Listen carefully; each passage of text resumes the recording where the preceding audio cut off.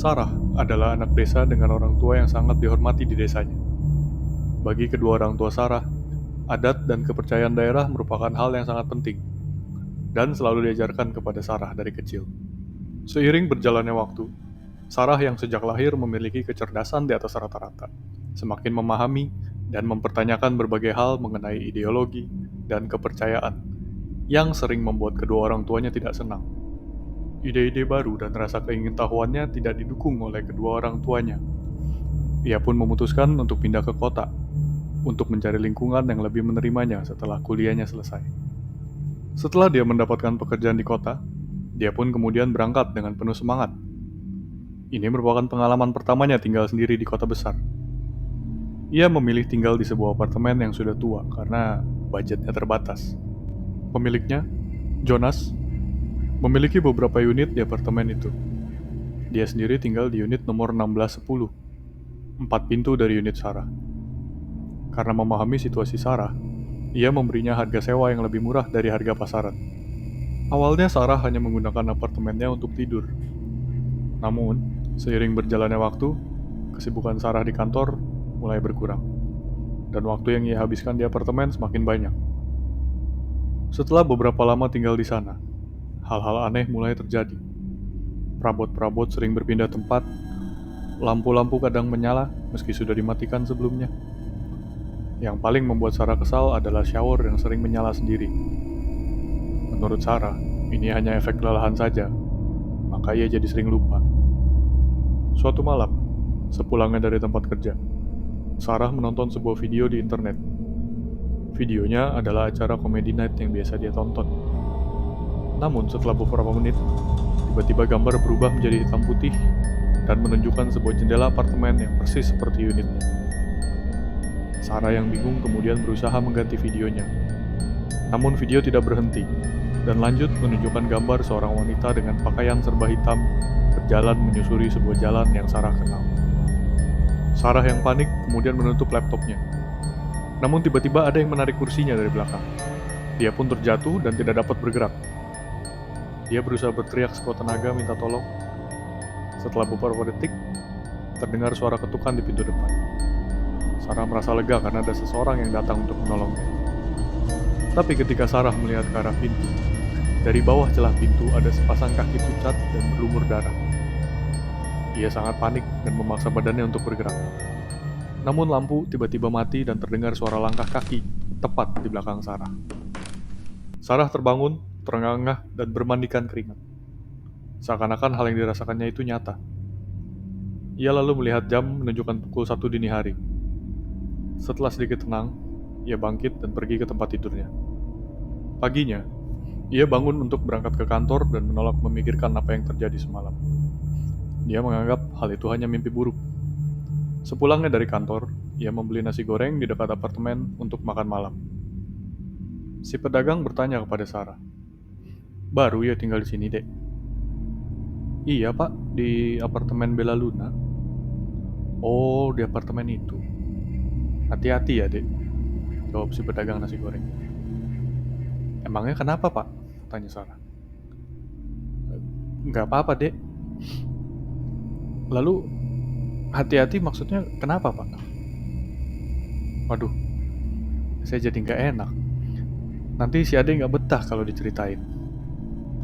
Sesampainya di apartemen, Sarah langsung membersihkan diri lalu makan sambil mencari-cari berita mengenai apartemen tersebut. Di internet, Sarah menemukan sebuah artikel dari website berita yang dipublikasikan 2 tahun yang lalu. Judulnya, "Mantan model meninggal tragis di apartemen Bella Luna." Apartemen di mana Sarah tinggal. Sarah membuka artikel tersebut dan membacanya. Model tersebut bernama Erika Fernanda. Tidak ada yang tahu alasan sebenarnya Erika mengakhiri hidupnya. Tapi para fansnya yakin, alasannya adalah karena ia mendapati tunangannya berselingkuh dengan rekannya sesama model.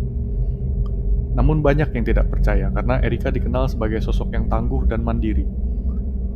Sarah bingung dengan artikel tersebut dan membacanya kembali. Setelah beberapa paragraf, ia merasakan hembusan angin di telinganya. Ia menoleh dan bingung. Pintu balkonnya terbuka. Karena kedinginan, ia lalu mendekati pintu dan menutup pintunya. Kemudian kembali duduk dan melanjutkan membaca.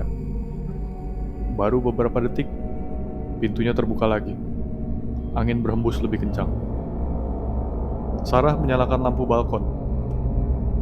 Ia menutup mulutnya menahan teriakan karena ia melihat sebuah bayangan berdiri di balik tirai. Ia berusaha untuk meraih HP untuk menghubungi security. Namun tidak ada sinyal sama sekali. Ia dengan panik ke dapur untuk mengambil pisau. Walau ragu, apa ia bisa menggunakannya jika dibutuhkan? Perlahan-lahan, ia menggeser tirainya. Namun tiba-tiba kaca pintu balkonnya pecah, dan dia dapat melihat secara jelas sesosok wanita dengan kaki dan muka yang sudah hancur, berjalan ke arah pagar balkon dan memalingkan muka ke arah sana, sambil tersenyum.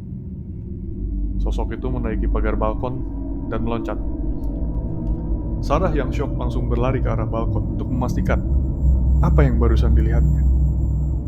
Namun ketika Sarah melihat ke bawah, dia tidak melihat ada siapapun. Hanya kolam renang dengan air yang tenang. Paginya, ia menghubungi Jonas. Ia memberitahu Jonas apa yang terjadi semalam, dan ia mengira Jonas tidak akan mempercayainya. Namun sebaliknya, Jonas memaklumi cerita Sarah, bahkan meminta maaf kepadanya dan berharap Sarah masih mau tinggal di sana setelah kejadian tersebut. Sarah menanyakan apa yang sebenarnya terjadi di apartemen itu. Jonas pun membeberkan semuanya kepada Sarah dan memberitahu bahwa ia bukan yang pertama kali mengalami hal tersebut. Jonas tidak tega dan bersedia menerima apabila Sarah tidak mau lagi tinggal di sana. Namun Sarah masih memilih untuk bertahan, karena saat ini belum memungkinkan untuk Sarah mencari apartemen lain dengan harga sewa serendah ini. 2 hari berikutnya, sementara pintu balkon diperbaiki, Sarah bermalam di kantornya dengan alasan lembur. Sarah sangat tidak ingin pulang lagi ke apartemennya, tapi atasannya menyuruhnya untuk tidak memaksakan diri dan pulang. Sarah mematuhinya. Ia tidak mungkin menceritakan apa yang terjadi di apartemennya ke atasannya, tapi ia tidak punya pilihan. Sarah tidak mau tidur malam ini. Ia menyalakan semua lampu di apartemennya, termasuk lampu balkon. Headsetnya disetel keras-keras agar tidak mendengar suara apapun dari luar. Matanya fokus ke layar handphone, tapi pikirannya kemana-mana. Ia berusaha untuk tidak melihat ke arah balkon. Pukul 2.14 pagi. Matanya mulai kering karena jarang berkedip. Kantuk mulai menyelinap. Cuaca dingin di luar, kasur yang hangat, mengundangnya untuk rebah. Tapi Sarah tidak mau kalah. Ia mengusap-usap wajahnya melawan tidur. Sarah menyeduh kopi, dan saat ia akan meminumnya, sesuatu menarik rambutnya. Sarah memeriksanya dan menemukan beberapa ujung rambutnya terputus, seperti dipotong dengan pisau tumpul. Sarah ketakutan. Ia tidak mau bergerak dari dapur.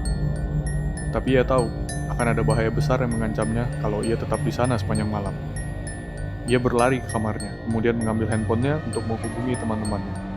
Namun tidak ada yang mengangkat karena saat itu sudah 2:30 pagi.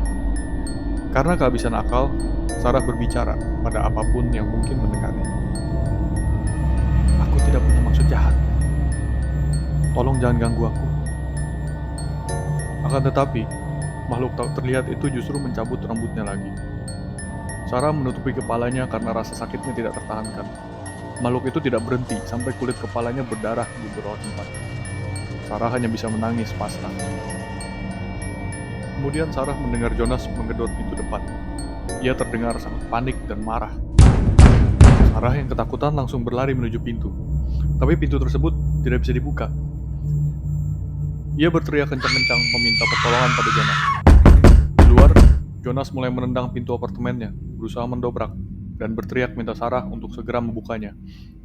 Tapi Sarah tetap tidak bisa membukanya. "Minggir, mau aku dobrak pintunya," kata Jonas. Sarah menjauh dari pintu. Jonas mendobrak sekali, gagal. 2 kali, pintunya tidak bergerak. Ketiga kali, pintu mendadak mengayun kencang dengan sendirinya. Jonas melesat dengan kecepatan penuh menuju balkon dan terlempar melewati pagar, lalu terjatuh 16 lantai ke bawah. Kepalanya hancur menghantam tepi kolam renang.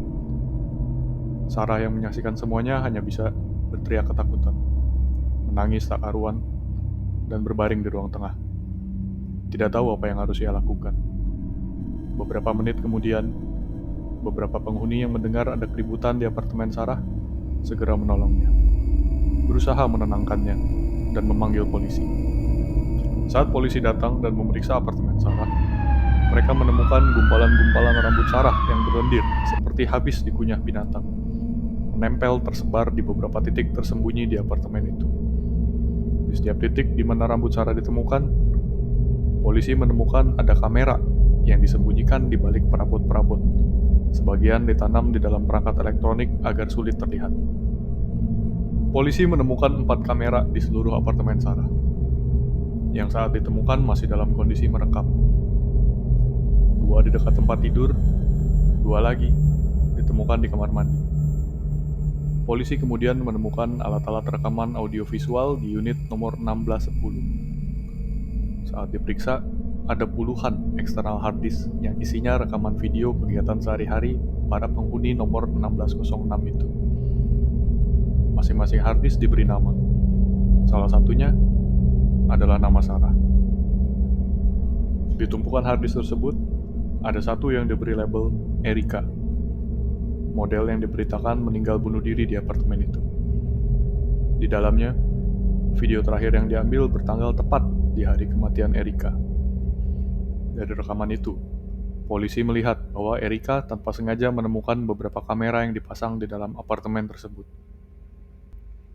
Dari suara yang terekam, diketahui bahwa Erika menelepon Jonas dan menceritakan penemuannya. Dan ia meminta Jonas untuk bersama-sama melaporkan hal ini ke polisi. Dari setengah percakapan telepon tersebut, bisa disimpulkan bahwa Jonas adalah orang terakhir yang ditemui Erika.